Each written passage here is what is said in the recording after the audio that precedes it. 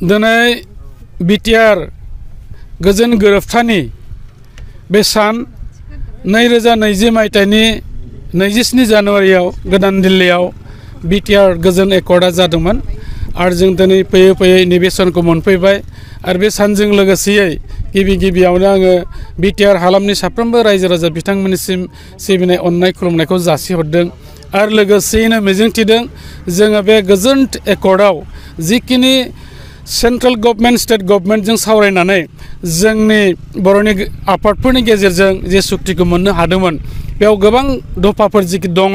बे दफाफोरा माखासेया मावजाबाय माखासेया मावजायाखै जों मिजिंथिदों थाबैनो आसाम सरकार आरो केन्द्रीय सरकारा बेखौ मावफुंनानै होगोन आरो लोगोसेयै जोंनि जे बिदाफोर फंबायफोर जे दावहारु बिथांमोन दङमोन आरो दुलाराय बर' फरायसा आफादनि दैदेनगिरि बिथांमोननाव बाव गोबां माखासे दाबि दावा सोसननाय दङ जायफ्रा हाथियार दैनानै नांनानै बे एकर्डआव बाहागो लानानै गुबैयै बिथांमोना एकर्डखौ खालायबाय दा बै बिथांमोननि थाखाय गोबां माखासे पेकेज होनांगौ दङ अनसुंथाइ होनांगौ दङ सरकारा बेखौ दिनैसिम माखासेखौ होनो हाजोबाखै आरो माखासेखौ होबाय जिखि जाया मानो जिखिनि होबाय बिनि थाखाय जों सरकारखौ थेंक्स होदों आरो लोगोसेयैनो जेखौ होजोबाखै बेखौ थाबैनो जाहाथे होनायनि बेबस्था खालायो जों बेखौ बिथांमोनजों खावलायदों आरो सरकारा खोथा होनाय बायदियै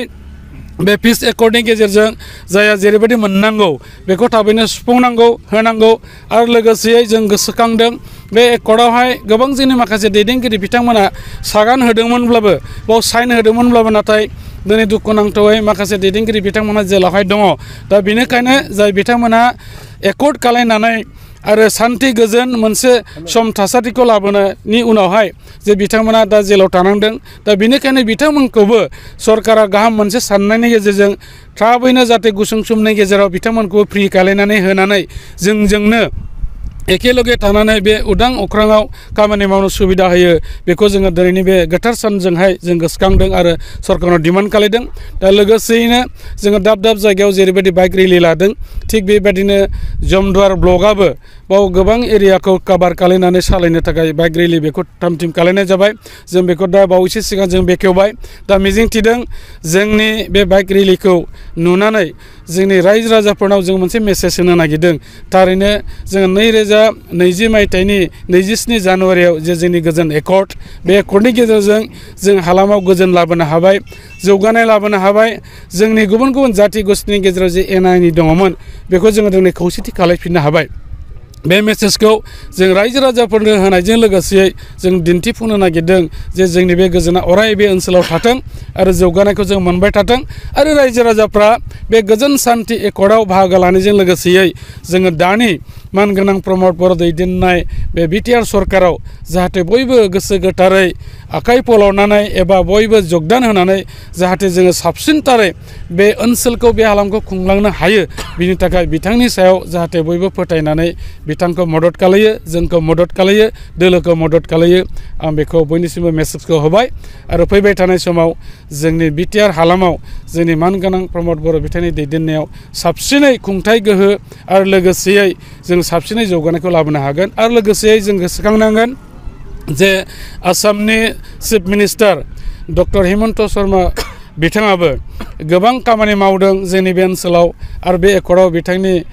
गोख्रों मोनसे आखाइ दङ आरो लोगोसेयैनो भारतनि जे प्राइम मिनिस्टार नरेन्द्र मदिजी बिथांखौबो जों थेंक्स होगोन बिथांनि अननायजों बिथांनि हेफाजाबै जों बे गोजोन सान्थि एकर्डखौ मोननो हादों खालिबोल' दिनैनि सानजों जोङो आरोबाव बिथांखौ खावलायगोन प्राइम मिनिस्टार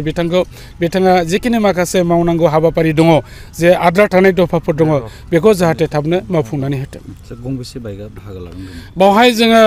500निबो बारा बाइकखौ बाहागो लानायनि थाखाय जोङो ज' जाखालायदों आरो लोगोसे जों नुबाय जों जेरैबायदि टारगेट लादोंमोन हयथ' 500नि जों बारा लानायाव हयथ' बिनिबो आरो बारा जाबावनो हागौ जों जेरैबायदि हिसाब लादों बिनि बांसिन बाहागो लागिरिफ्रा लाफैदों बिनि थाखायनो आं बिथांमोनखौ थेंक्स होदों बबेनिफ्राय बबेसिम जोङो कासियाबारि आर'नाइ फिल्डनिफ्राय जागायजेननानै जोङो ओरै गिदिंनानै थांगोन